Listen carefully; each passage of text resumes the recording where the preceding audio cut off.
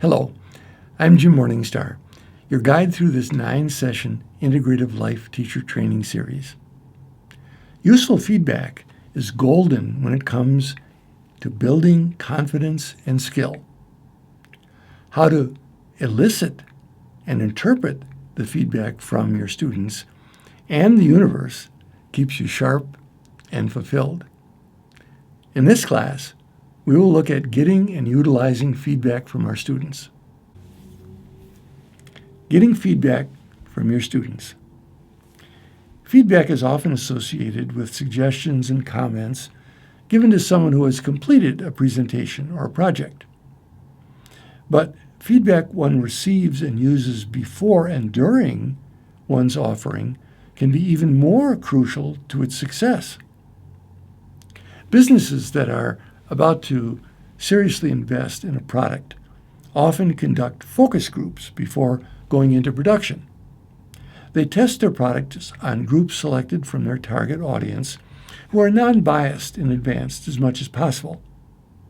Members of these groups have no preconceived investment in the product or its creators and are frequently paid for their honest opinions, positive or negative. There's a whole science to the selection of focus groups and how to present and ask questions about the product in a non-biased way. For the purpose of testing a presentation, content, or delivery for an integrative life teacher, it may not take as large an investment in time, energy, or expense to get feedback on your product before your presentation.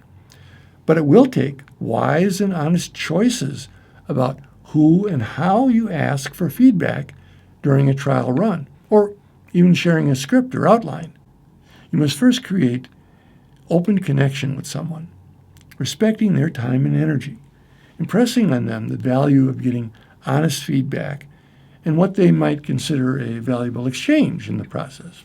For example, a free entrance to your workshop, or something else they may value. This will convince them of your desire to get constructive feedback and not just gratuitous praise. If you approach the exchange professionally, you can still be friendly and informal, but others will more likely take you seriously and hit the nail on the head with something that you may have overlooked. You must be clear that you are not obliged to implement any feedback you receive. Nor is it advisable to get in an argument about the merit of their feedback. Your part of the contract is to take it in, be as gracious as you can, and take it under advisement.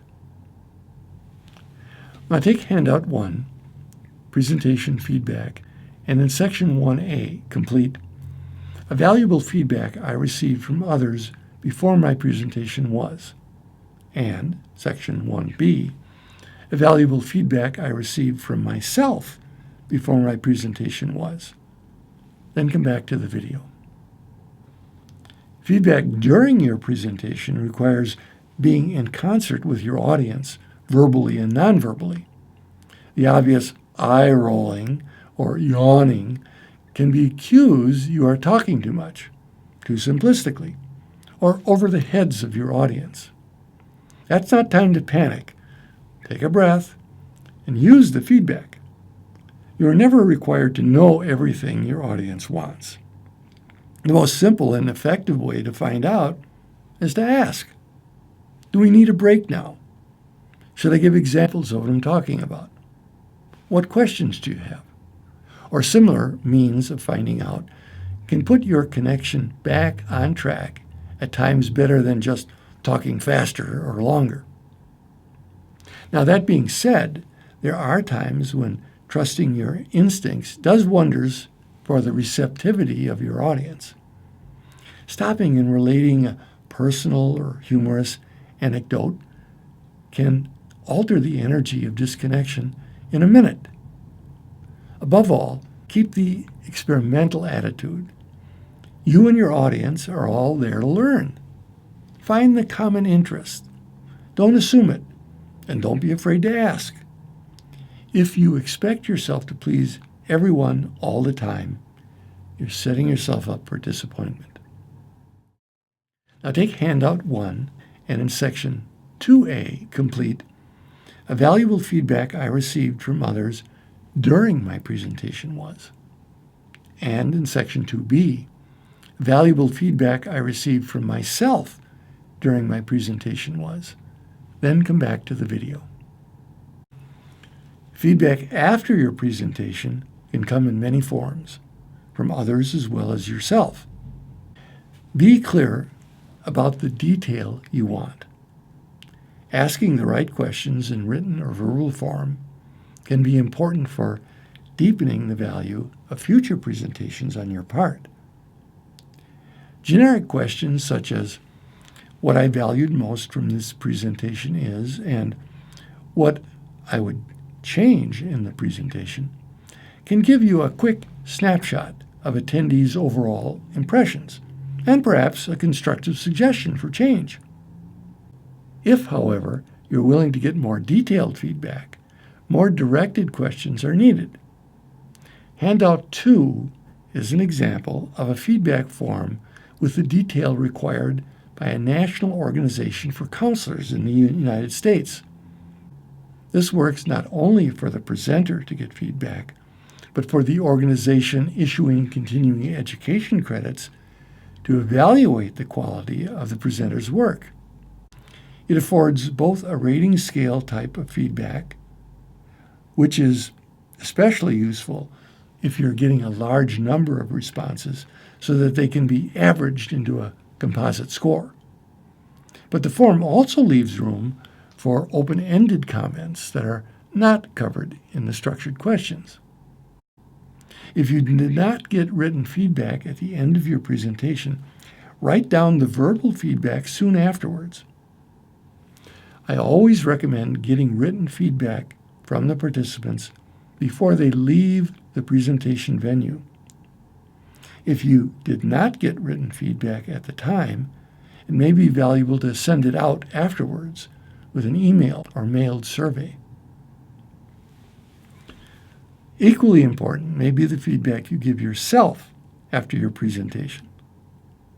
Make note if your tendency is just to look for all the negatives or all the positives, both of which restrict your potential value of the feedback. It may be a benefit to give yourself a structure to prevent this, such as, quotes, 3 aspects of my presentation which I liked were, and quotes, 3 aspects of my presentation I would like to change are. You might do such an exercise before reading the written feedback of your participants.